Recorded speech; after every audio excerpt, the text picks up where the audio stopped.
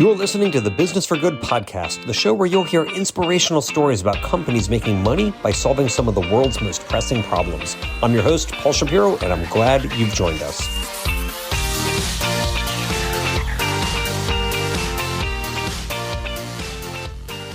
Welcome, friend, to episode 156 of the Business for Good podcast. Presuming you're listening to this sometime around when the episode drops, which is in mid-December of 2024, I hope you are having a nice holiday season. About a week ago, my wife Tony and I had about 27 people over to our house for a post-Thanksgiving all-vegan potluck. Nearly none of the attendees were vegan. They were mostly just friends of ours from our neighborhood, but all of them were quite happy to enjoy a vegan feast, with several asking for recipes and product information of the dishes that they liked the best. By far, the most popular dishes were those made with plant-based meat, with Beyond Steak and Gardein meatballs coming in at the top two most liked. While many Americans are familiar with brands like Beyond Meat and Gardein, there is a newcomer from afar arriving on our shores seeking to earn its share of the stomach in alt-meat land. Most plant-based meats in the U.S. have centered around American staples like hamburgers, hot dogs, chicken nuggets, and sausages, but there is a world of meat consumption out there, and some of the most popular meat dishes are ones many Americans may have never even tried. In recent years, South Korea has seen great success exporting its culture around the world, with mega popular K-dramas like Squid Game and Parasite, and I'm totally psyched that there's a season 2 of Squid Game coming out shortly on Netflix, K-pop, like BTS, and yes, K-food like bibimbap. Now, South Korean plant-based meat player UNLIMEAT, it's a play on the word like unlimited meat, is bringing its twist on K-meat to thousands of U.S. supermarkets. Already, the company's Korean-style alternative meats have been sold throughout Asia, including at Starbucks, Subway, Domino's, and more. And since they broke into the U.S. market with a giant Times Square ad in 2022, the company is now making inroads into the American diet. I recently actually enjoyed their alt tuna sushi and can say it was quite fantastic. With Korean-themed frozen products like bulgogi, pulled pork, and kimbap tuna, the company is betting that Americans will welcome new alt meat offerings into their homes and into their stomachs. In this episode, we talk with UNLIMEAT co-CEO Ryan Chung, who's in charge of the American market for the young and growing company. While the brand was started in 2019, they've already raised well over $20 million US. They built a production factory in Korea, and they're now shipping around the world. As you'll hear, we discuss the challenges plant-based meat is facing these days and what might be done to overcome them, along with predictions for what the meat market may look like in 15 years' time. It's a compelling conversation with a leader in the space who's seeking to change the face of alt meat as we know it. So, this holiday season, maybe you'll impress your neighbors by hosting your own vegan potluck with some K-food-inspired dishes from UNLIMEAT. If you do, definitely let me know. I now bring you Ryan Chung.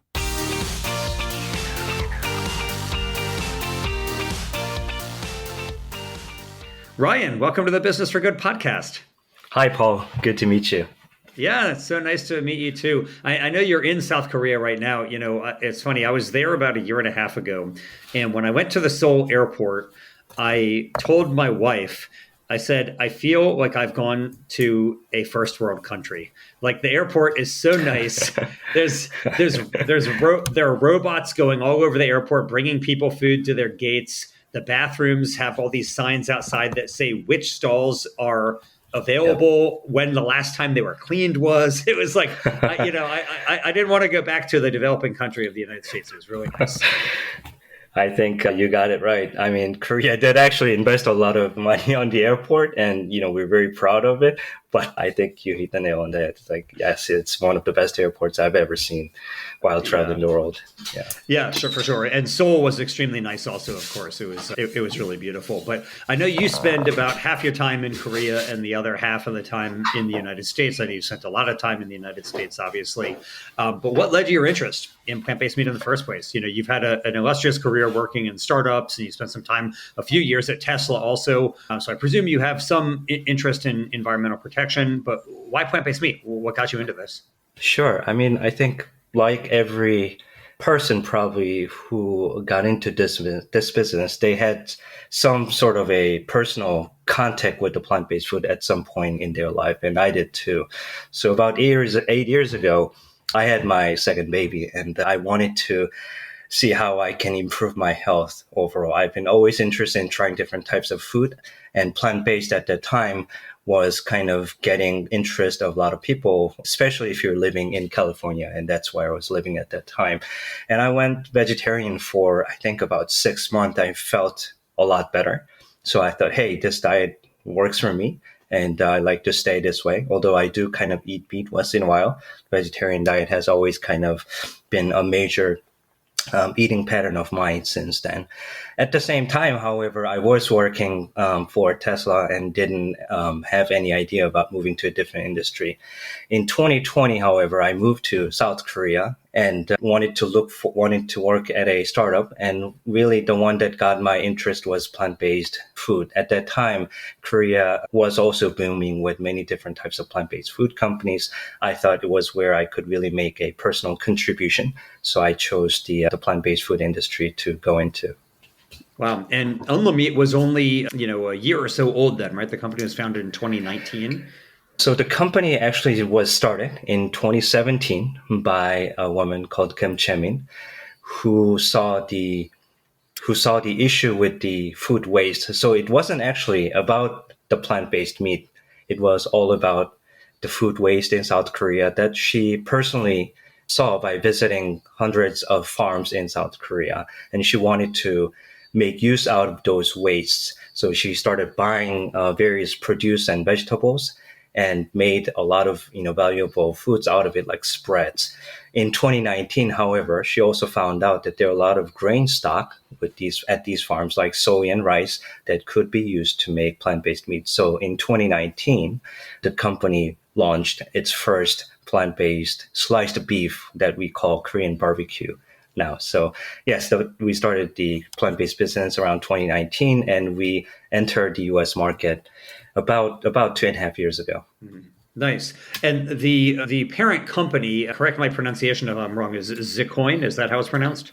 Yes, Zicoin Company is the name of the parent company.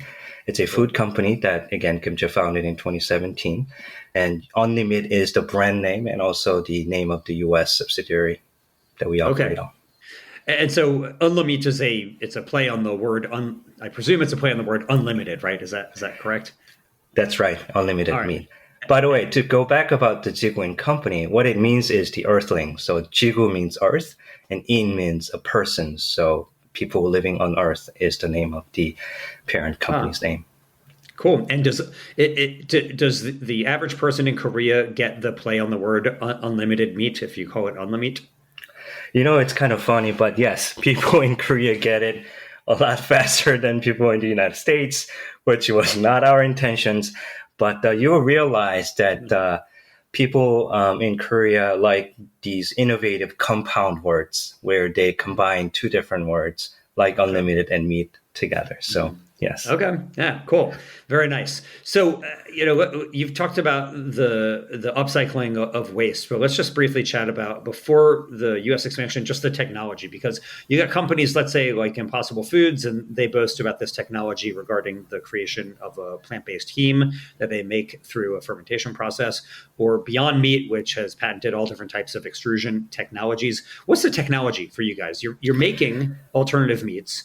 But yes, it's different. It's not just that it's flavored with Korean flavors. It's actually a different texture. So what's the technology that you guys have? Right. So the first 2 years were really spent on creating the textures and different types of oils and flavoring that go with it. So we use extrusion that we customize to make the type of sliced beef or the pulled pork type that we make today. So we use soy and wheat and rice and different types of protein, the plant-based ingredients, and we go through an extrusion machine that we customize to make our plant-based protein. So if you're upcycling these waste products, is the UNLIMEAT product cheaper than other plant-based meats because you're using these lower value agricultural byproducts? Unfortunately, no, not at this point. As you know, the price is directly related to the volume, and the volume of the upcycled ingredients that we purchase is not high enough at this point to make it cheaper. So we still buy upcycled ingredients such as soybean meal and the rice bran. However, the amount has not been big enough to make the cost lower. However, we're continuously testing different types of upcycled ingredients, whether it's tomatoes or potatoes, to see if we can incorporate that in our products. Okay. And what is the price? So if you compare it to other plant-based meat, what is the average price per pound for UNLIMEAT? Sure. I think our products was about, I think our retail price is selling at about 90 cents per ounce. We sell primarily in retail. And I believe other companies sell anywhere from 30 cents per ounce to about 70 cents per ounce. So we're kind of close to different types of plant-based meat.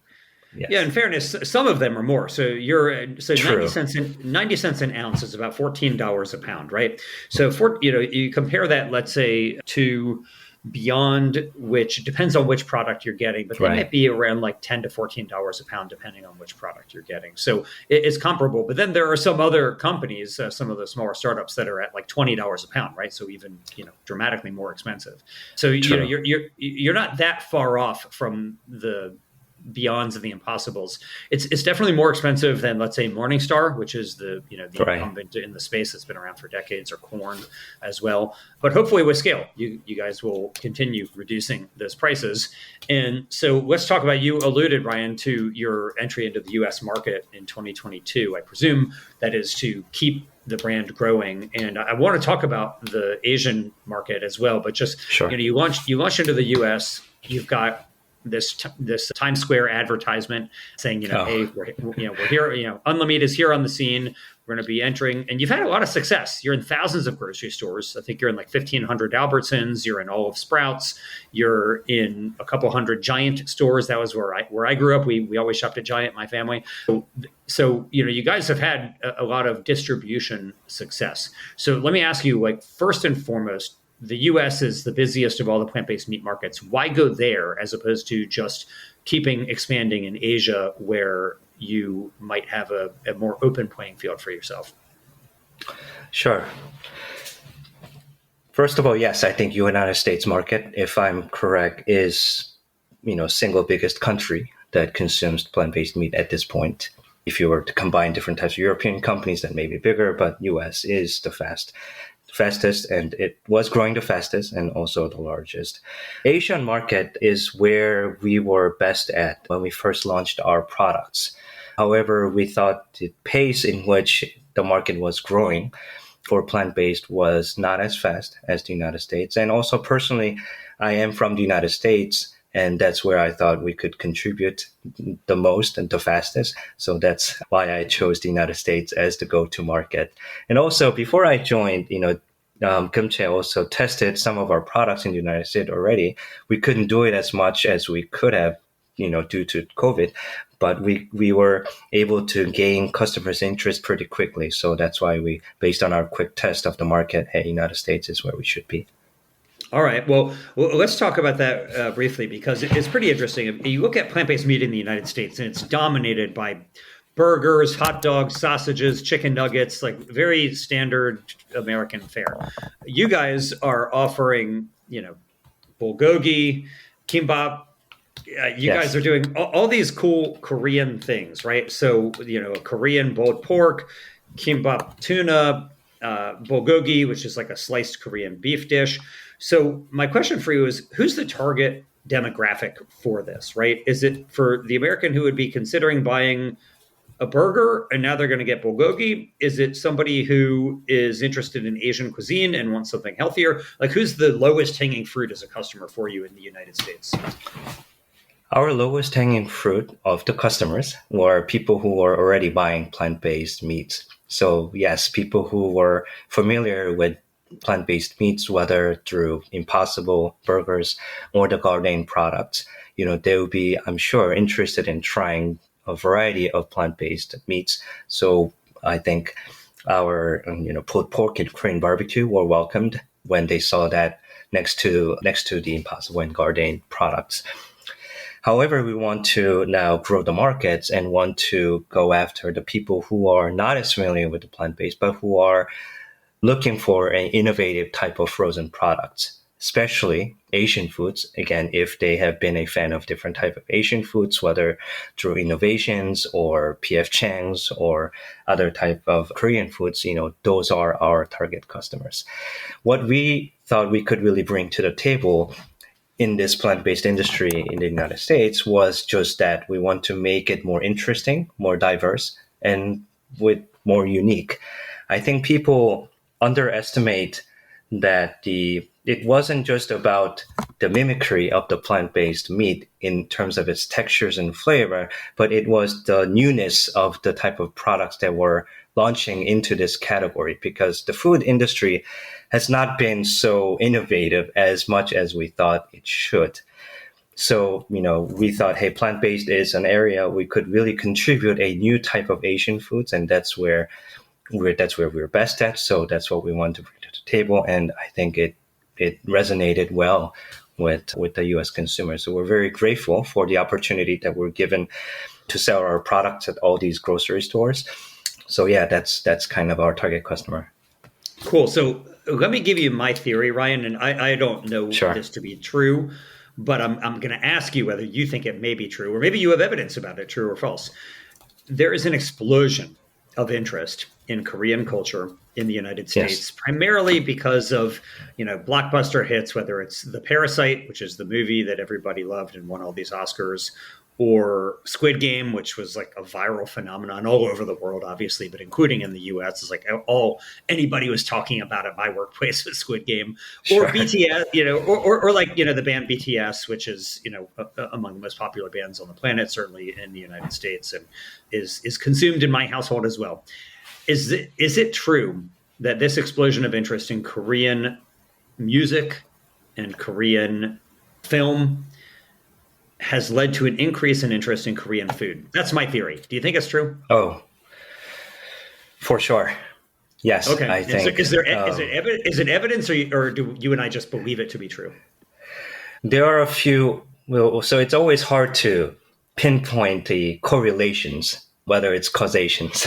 So I wouldn't think that the movie caused the food products to be all of a sudden popular, but it is really a reasonable hypothesis to think that, just because if you look at the type of clicks or the social media ranking of Korean foods right after those movies became popular, yes, it skyrocketed. There were some type of products that, like the sweet, the dalgona products that was in the Squid Game movie, had tons of clicks all of a sudden. It was something that was a street food that no one knew about in the US, while everyone in Korea, shared in their pastime, children when they were young. So I think it's evident that, yes, I think it did make it interesting. However, I like to highlight that the Korean food has always been kind of one of the most popular Asian foods right after Chinese and Japanese and Indian, but it never really kind of gained as much interest as it is doing these days. But I think it was always in people's mind that, hey, like, there are Korean restaurants that I see in my neighborhood. They probably go there once a month or once every quarter, and they like it. But really what gotten people's attention is the contents of the K-dramas and the K-movies. In addition, I think Korea has also gained... Yes. Is that a term? So there's K-drama, there's K-pop. Is K-food a term? I haven't heard of it. It is. K-food is definitely a term. Okay. Yes, okay. After K-beauty. I don't know if you heard about K-beauty, but K-beauty has become a very popular category of its own, and K-food is definitely on the next. Okay, very cool, very cool. So is Korean cuisine as vegetarian friendly as some of these other Asian cuisines that you mentioned? So, you mentioned China, you mentioned India, you mentioned Japan. You can go to any restaurant that's of those cuisines and find vegetarian options plentiful on the menu. Is that the same with Korean food as well? Traditionally, I believe yes. Korean food has been a very heavy on vegetarian dishes. Mm-hmm. Now, you wouldn't think that, because the Korean food has become very much a westernized food in a way that the core of the dinner table, has always been a meat. However, if you were to go back decades, it was different types of vegetable that you would come across on every dish of Korean food. So whether that's spinach or other type of roots that are available. So Korean dish, I believe, has been, always there. The core has been a vegetarian food. And even though there are meat in the middle, you would always eat it with different types of vegetables. So yes. Mm-hmm. And so the vegetarian protein of choice typically in China or Japan will be tofu. In India, it's going to be dal or some type of lentil or pea or a chickpea. In Korea, is it tofu? Like traditionally, the protein of a vegetarian dish would be tofu or something else. Yes, tofu is definitely there. No, go ahead. Sorry. Yes, vegetarian dish. I think tofu has been definitely the main staple of the Korean food for sure. And so, if that is so, when Koreans buy a product with UNLIMEAT, are they replacing tofu or are they replacing meat? Like, what's the actual displacement that's happening generally? In Korea, if you're eating plant-based meat in Korea, they are, I believe, replacing meat because tofu kind of is its own kind of food that people are very familiar with cooking here in South Korea. There are many different types of tofus and different way of cooking. So they're not necessarily replacing tofu with plant-based meat. Yeah, my experience is just what you said, which is that generally speaking, in the United States, tofu is used as something to replace meat, whereas in Asia, it's its own category, right? Nobody expects it to mimic meat or remind you of meat. It's just a different type of protein that somebody might eat. Right, for sure. Yeah, and so how in Korea, or I know that you guys have ample distribution through mainland China, and you're in Starbucks in Hong Kong, you're in Domino's, and you're in Subway. Like you've got some pretty good penetration in Asia right now. So why are people buying it, right? So people, you're saying that folks are replacing animal meat with the product. Is the main reason for health? Is it for environmental protection? Do they care about animal welfare? Like, what's the reason that somebody in Korea or maybe Singapore or Hong Kong would say, instead of conventional bulgogi, I want UNLIMEAT bulgogi? All of the above, I think. But I think mainly the reason, I would guess, again, I wouldn't know, I'm sure everyone has their own reasons, but the main reason has been about health, more so the animal welfare or the environment. Yes, a lot of young consumers these days have keen interest in environment and animal welfare, more so than our generation or previous generations. But I think one of the main reasons, because I see more schools, for instance, and government agencies offering plant-based meat as one of the main menus. So we say that, hey, the reason these nutritionists who basically make a choice for the food is choosing plant-based meat as one of the main foods. So we believe health is probably at the heart of the choice. Okay. Yeah. So, it's interesting. Like in the US, that's definitely the case. Like you look at the average plant-based meat consumer in the US, and health is by far and away the top reason, which is interesting because a lot of the founders of these companies have started their companies because of their passion about the environment or climate change or animal welfare or some combination thereof. But the average customer is not really motivated by those things. Right. It's like a nice to have, but they really want something that's healthier for them, which is a big driver. Obviously, the product has to taste good. It needs to be cost effective for them. But the main benefit that these customers seem to think and that's motivating them is that, it might have less saturated fat or zero cholesterol or something like that. And so, it's interesting because the marketing of these companies has to be that, this is something that tastes great, that happens to be better for you, rather than the marketing of what their founders may want. Have you found the same? Like, how is UNLIMEAT marketed? What are the claims that you guys are making in the market, both in the US and in Asia? Sure. Definitely health is one of the reasons that we started this business. And also we are trying to make the products healthier and cleaner by eliminating any type of ingredients that are, deemed.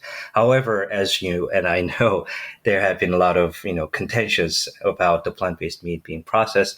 But, we're just trying to stick to the core of what we know to be, relatively healthy than some of the products that you'd come across or compare against.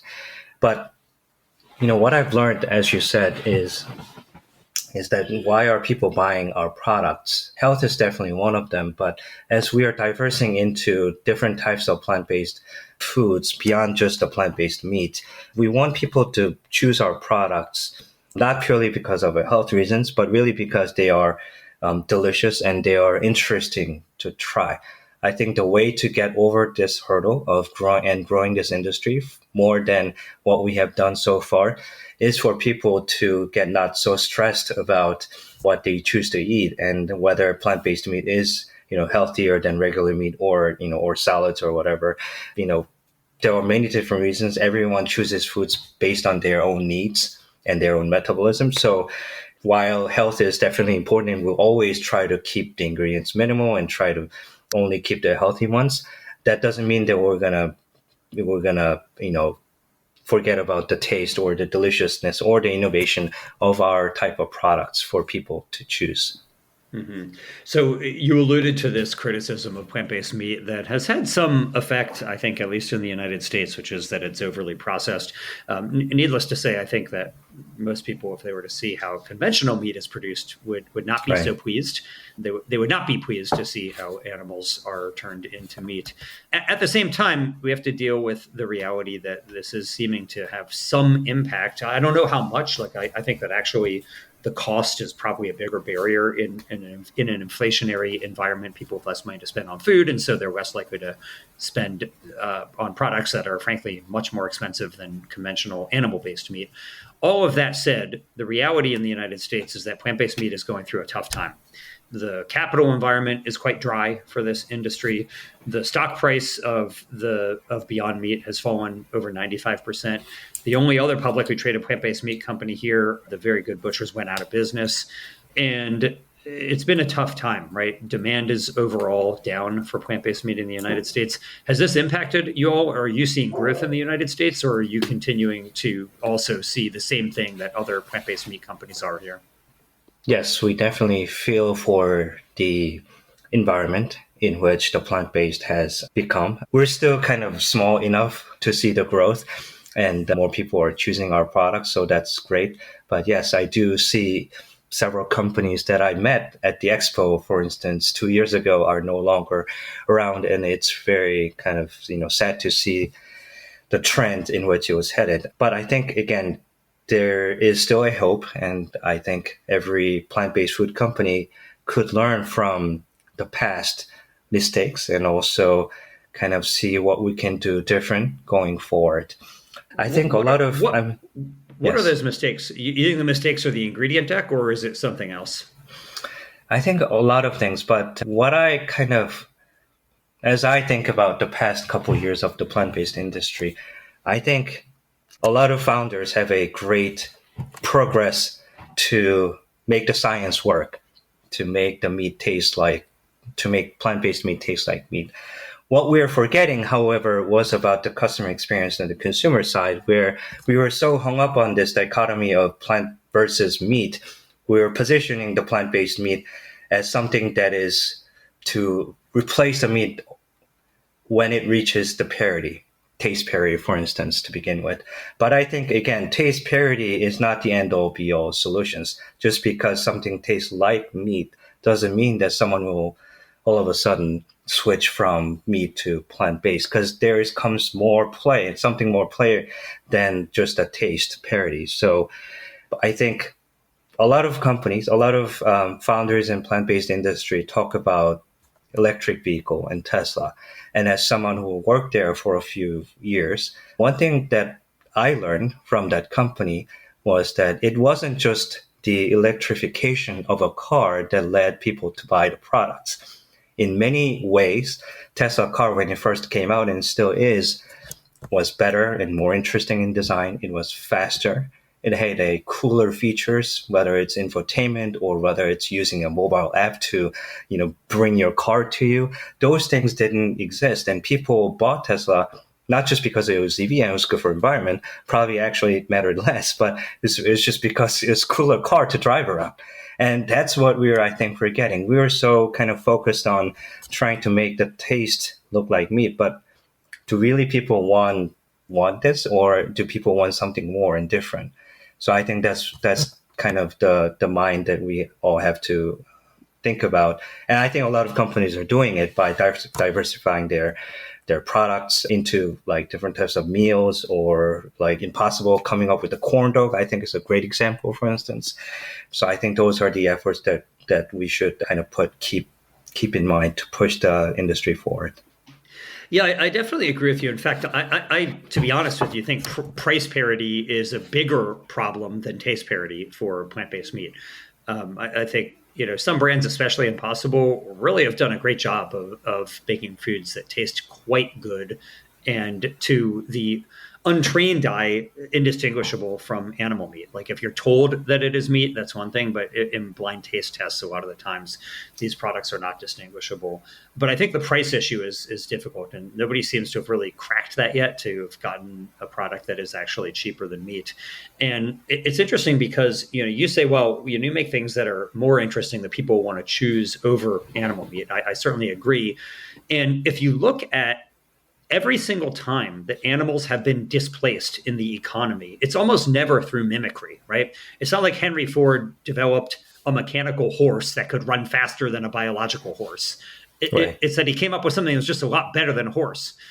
For thousands of years, we used goose quill pens, and nobody stopped using quills because somebody came up with a cheaper way to make a synthetic quill replica. We had metal fountain pens, which were way, way better than quills for a whole variety of reasons. Similarly, kerosene displacing whale oil. We had used whale oil for lighting our homes for so long. It's not that kerosene was a mimicry of whale oil. It was just dramatically cheaper and cleaner than whale oil to use to light our homes. And so I have wondered whether this is the case, that plant-based meat needs to just get to taste parity. Like I think it needs to be really good, and then it needs to get to affordable levels for people. And I doubt that it needs to be an identical mimicry. And I think that is probably the wrong bar to hold up for it, honestly. True. And also on the price point, I think, again, as you develop products that are, 10 times more interesting than regular meat-based products that you come across in a grocery shelf, again, there will be volume, and more volume, the price will get cheaper. The one I think is, it's not like plant-based price is higher because they're making greater margin. It's because the cost is higher. The cost is higher because of all the MOQs of the ingredients, and also the manufacturing costs, and also all the marketing costs that you have to put in the beginning for the first couple of years to make unit economics work. So I think the price will come as you make a great products that are demanded and wanted by consumers. Mm-hmm. Right. And for the untrained ear, an MOQ, as Ryan just alluded to, is a minimum order quantity. So yes, small companies, if they want to get good prices on ingredients, need to buy really large volumes of ingredients, and then they sit there and pray that they can sell all this stuff.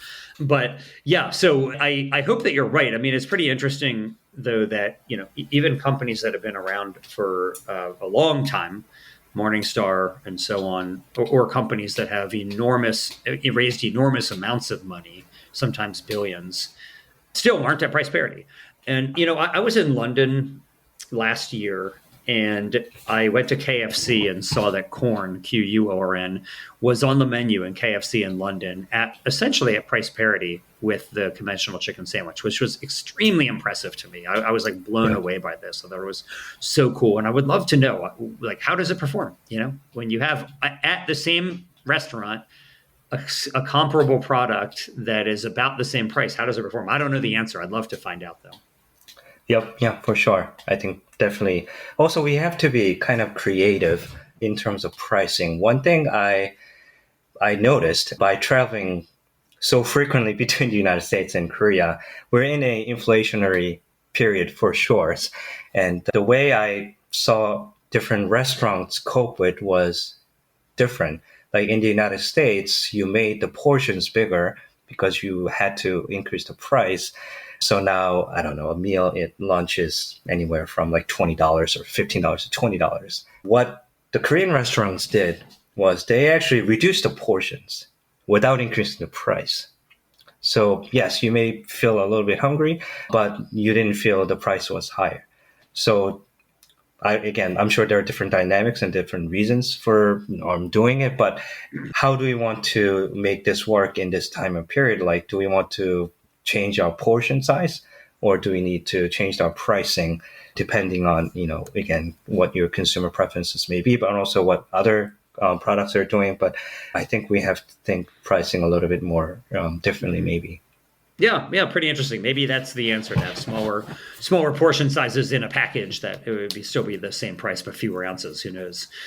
Speaking of you said the Korean restaurants did this. I shop at Asian supermarkets pretty regularly, generally maybe like once or twice a week in where I live in Sacramento. And it's always amazing to me that Asian supermarkets in the United States usually have really incredible plant-based meat sections, like very extensive plant-based meat sections, both in the frozen section and refrigerated, and actually canned plant-based meats and even dry plant-based meats that you hydrate yourself at home. And my experience is that most of these are produced in Taiwan, which has a strong vegetarian Buddhist tradition. Is that the same in Korea?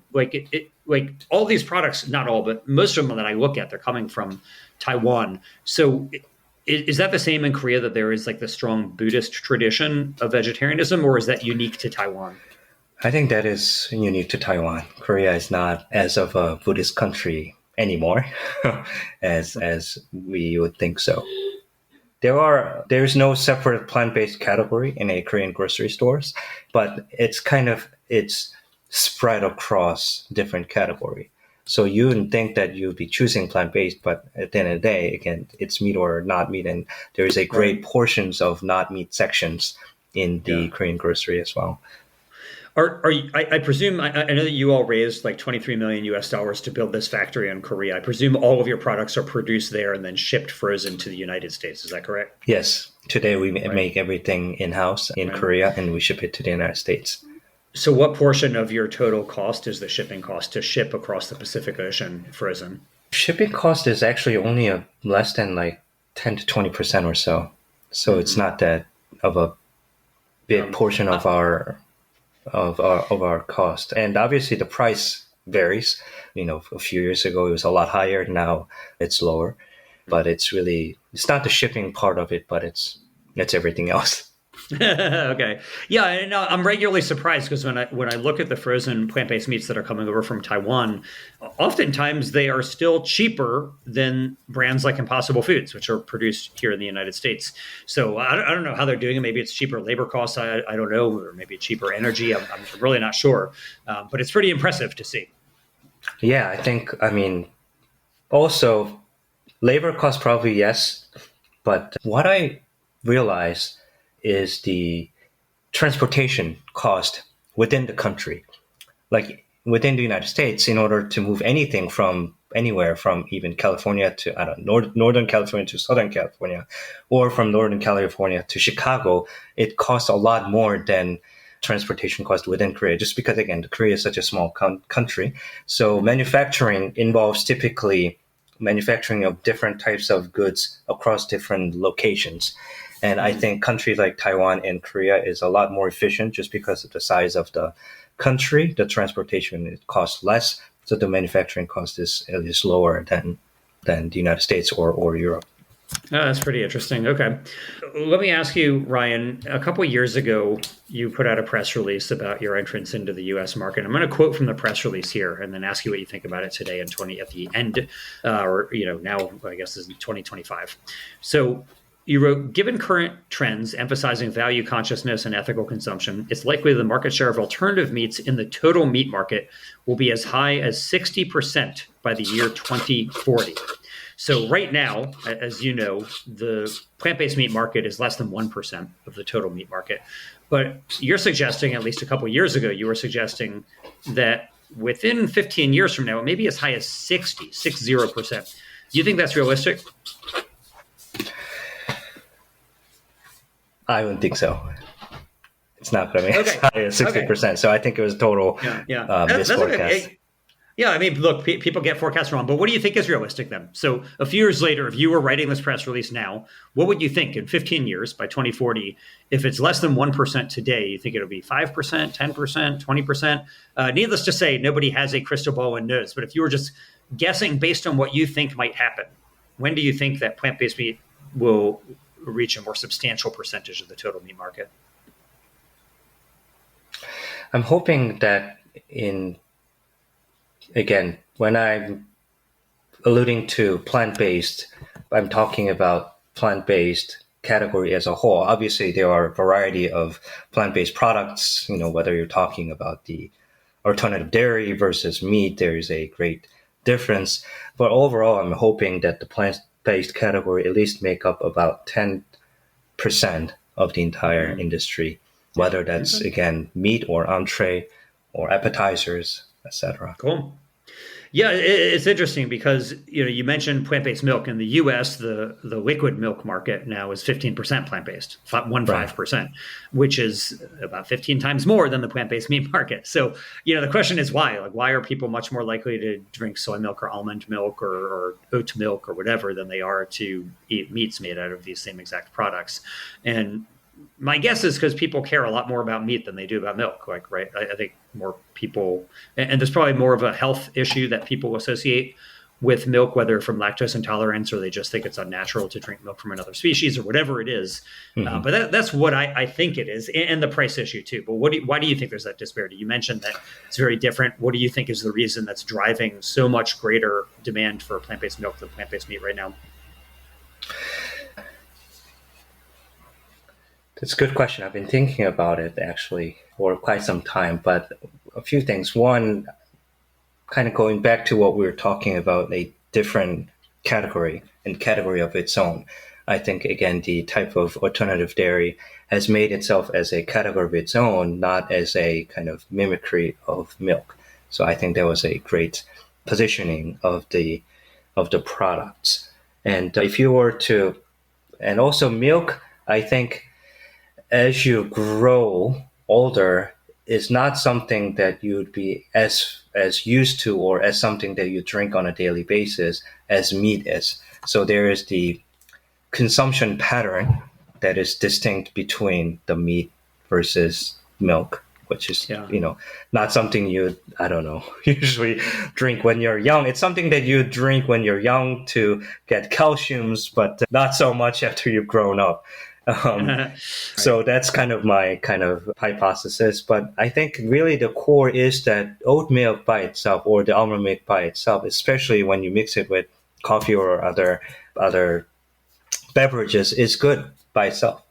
So it's different. And sure, you may say, hey, it's not as sweet as milk for sure, but that's okay because, for me, that's just kind of a good level of sweetness already in here. And if I wanted to make it a little bit sweeter, I would, put, sweeteners as opposed to just drink milk. So, and having its own kind of distinct characteristic matters. That's quite interesting, and I think also one of the factors to consider is yes, the plant-based milk market is much greater, but also milk as a liquid product has been in decline in the United States for decades, right? And it's largely not because people are switching to soy milk or almond milk, but because people are switching to water.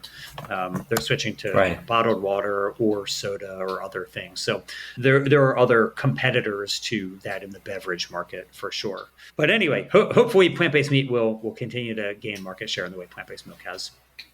Yeah, for sure. And that's what, again, the whole idea of, hey, we want to make this interesting. And the way we're doing it is with the Asian cuisine. So luckily, as you said, the Korean food is gaining popularity of U.S. consumers, and we're grateful for it. And we want to kind of bring different types of innovative Korean foods in a plant-based fashion to them so that it's not about the plant-based or it's not about health or environment.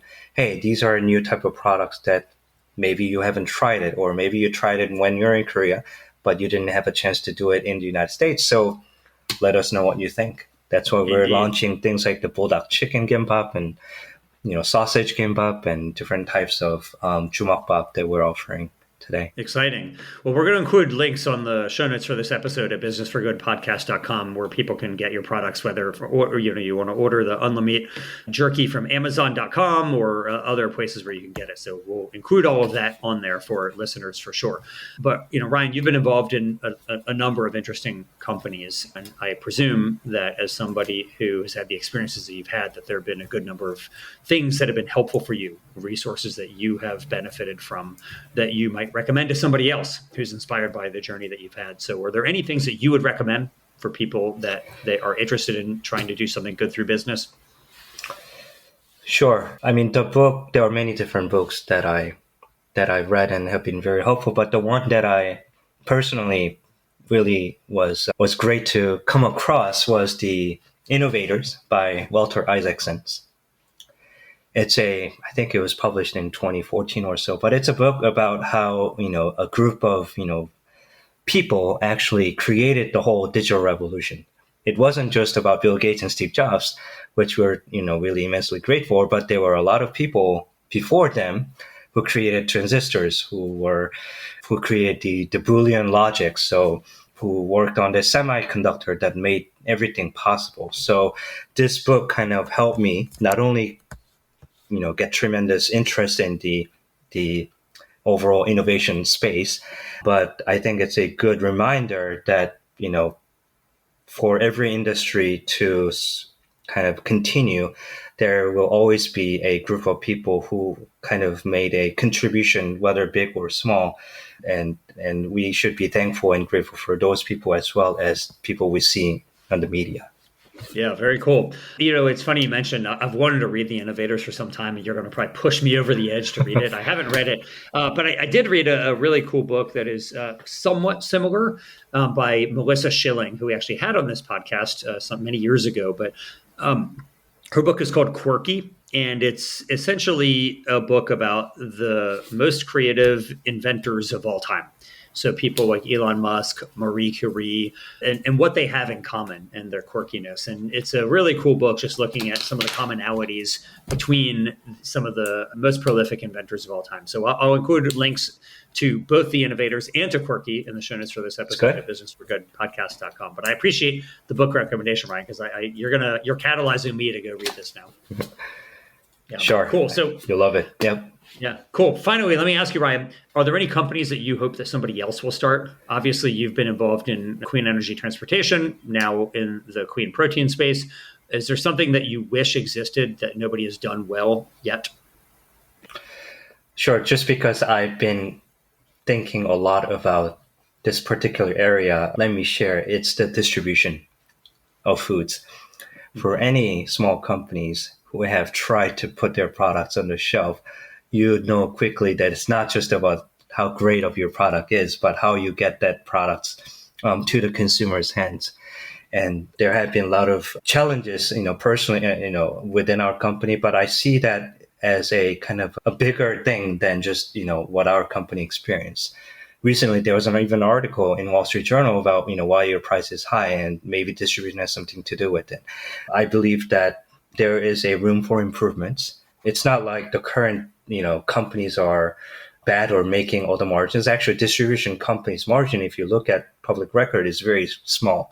It just costs a lot of money to put your products on the consumer's hands. And I hope that someone can really help solving it, because that will make innovation a lot kind of easier and cheaper and more accessible.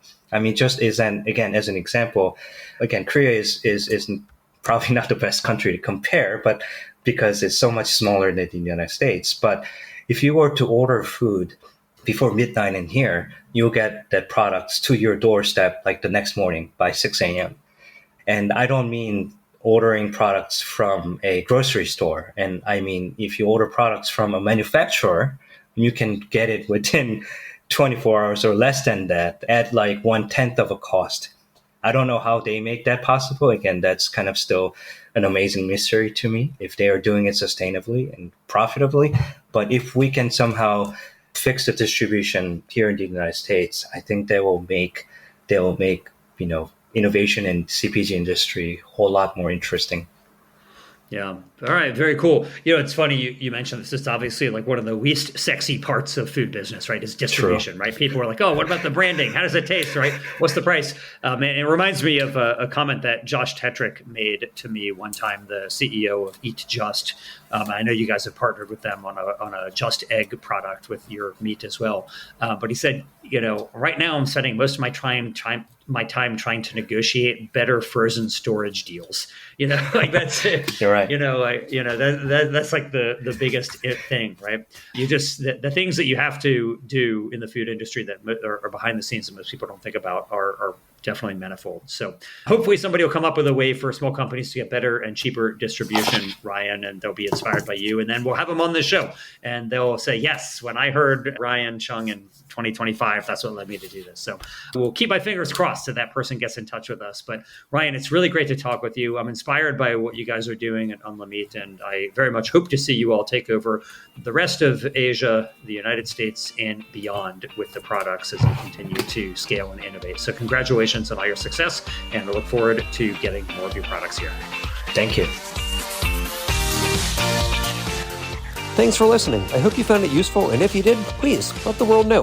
Leave the show a 5-star rating on your favorite podcast app and share the episode with your friends. Who knows? Maybe you'll inspire one of them to be in the business of doing good themselves.